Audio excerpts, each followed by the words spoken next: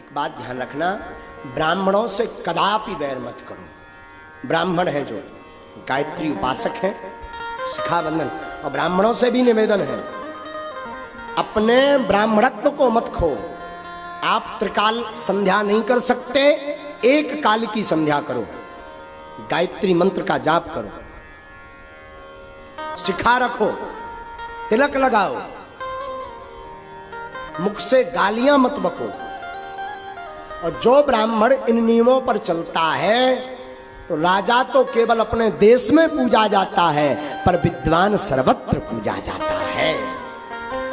विद्वान की सर्वत्र पूजा होती है, सभी जगह। और बड़ा सुंदर अवसर चल रहा, अभी महाराज आपको बताएं, पितृपक्ष का महीना चल रहा है। कौन सा महीना चल रहा? पितृपक्ष का महीना चल रहा। और पितृपक्ष के पावन माह में हम भागवत कथा सुन रहे हैं। अगर आपने पितृपक्ष में कोई भी सत्कर्म किया, उसका 1000 गुना फल प्राप्त होता है। लेकिन आजकल हमने देखा कि आजकल पितरों के ऊपर ही लोग विचित्र कमेंट करते हैं। मैं प्रार्थना करूं, पितृपक्ष में पितरों के निमित्त जरूर जियो। अगर अपने जीवन में शांति चाहते, कई बार पितृदोष होता है, हमें पता नहीं लगता। पितृदोष के लक्षण सुनो। पितृदोष क्या कहलाता? पितृदोष का मतलब है पितृ आपके पूर्वज मर जाएं, दादा परदादा दादी नाना नानी चाचा ताऊ मर जाएं और उनका विधिवत संस्कार ना हो या कोई त्रुटि हो जाए तो वो प्रेत योनि में घूमते रहते हैं और अपने वंश वालों को बार बार परेशान करते रहते हैं। कहीं शादी विवाह में रोक लगाएंगे, कहीं सत्कर्म करें सत्कर्म में रोक लगा देंगे, कहीं आपका घर में मंगल होने वाला हो उसमें कुछ अमंगल हो जाएगा, आप आगे नहीं बढ़ पाएंगे। पितृदोष के ये जो है लक्षण है।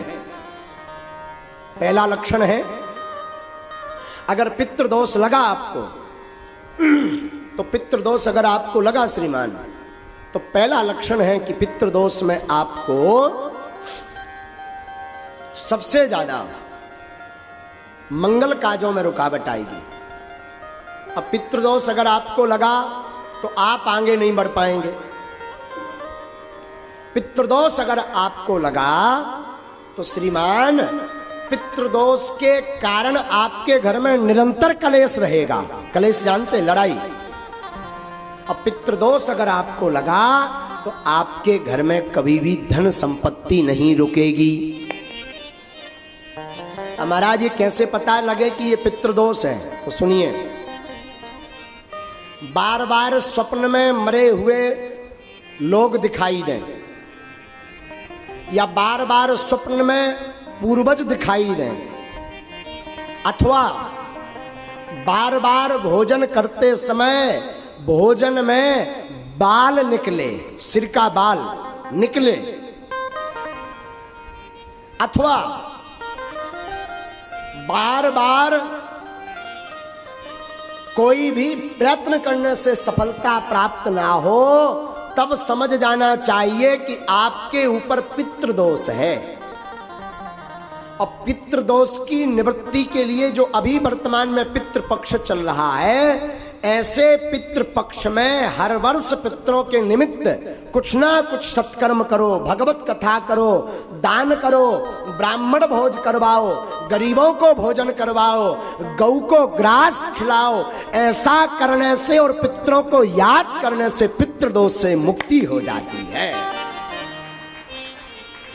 लेकिन आजकल हमने देखा इसे कई जो है कम बुद्धि के लोग, हीन बुद्धि के लोग पितृपक्ष को ही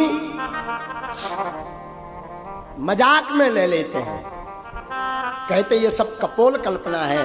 मेरी व्यासपीठ से प्रार्थना है श्रीमान,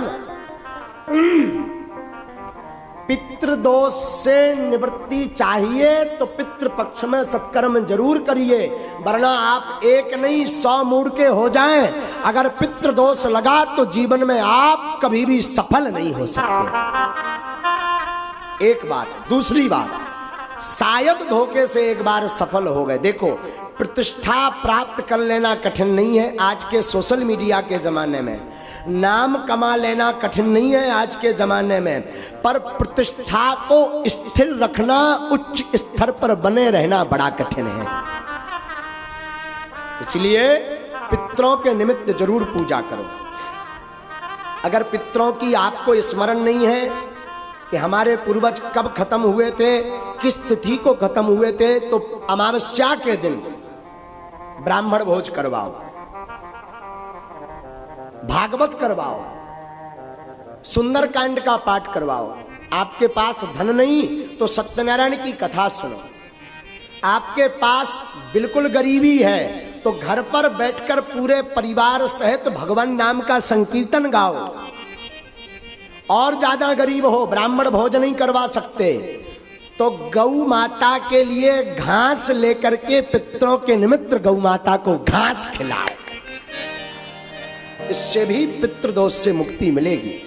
और एक बढ़िया उपाय बताएं, पूर्वजों को तो लगभग सब मानते होंगे, शायद पूर्वजों को आप मानते हैं और आपको लगता है कि पितृदोष है और इतना भी नहीं कर सकते, तो पितृपक्ष के 15 दिन पितरों की दिशा है दक्षिण दिशा। पूर्वज कहाँ निवास करते हैं? दक्षिण में। वैसे तो 15 दिन तक उनको जल दें, 15 दिन तक उनके नाम का दीपक रखें, 15 दिन तक दक्षिण दिशा में उनके नाम का भोजन रखें। लेकिन एक बात बोलूं, अतिशयोक्ति नहीं होगी। जियत पिता को दीनना नीर, मृतक पिता को हलवा खीर। जब तक बाप जिंदा रहो सो पानी नहीं पिलाया, और पिताजी मर गए सो हलवा खीर खवा रहे। हमारे पिताजी कौवा बन के आएंगे और कौवा बन के खाएंगे ठठरी के बरे है? जब तक बाप जिंदा रहा तब तक पानी नहीं पिलाया, और मर गया तो कह रहा कौवा बन के आएगा। कौवा को अंग्रेजी में क्या कहते हैं? क्रॉक्स। हाँ, जो भी हो समझ जाओ है? तो जियत पिता को पानी नहीं पिलाया, मर गया तो बाप कौवा बन के आएगा। और सुनिए, जियत पिता को दंगम दंगा, मृतक पिता पहुंचाए गंगा। जब तक बाप जिंदा रहा तो मारपीट करते रहे, और बाप मर गया सो गंगा जी सपरा रहे ठठरी के वरे है? हमारी प्रार्थना है मरने के बाद पितृदोष का विधि तो करो, पर जीते भी पितृ कृपा प्राप्त करने के लिए माता पिता की जिंदा में ही सेवा करो। हाँ। और फिर भी किसी कारण से माता पिता की, गुरु की सेवा नहीं कर पाए, कई इतने यहाँ अभागे बैठे होंगे, कई पुरुष यहाँ माताएं अभागी बैठी होंगी जिन्होंने अपने माता पिता की सेवा नहीं की होगी। छोटी छोटी बात पर माँ को गाली दे देते हैं, पिता को अपशब्द बोल देते हैं। मैं प्रार्थना करूं, तुम जिस माता पिता को अपशब्द बोलते हो, गाली देते हो, ये वही माँ है जिस माँ ने 9 माह अपनी कोख में तुम्हें रखा है।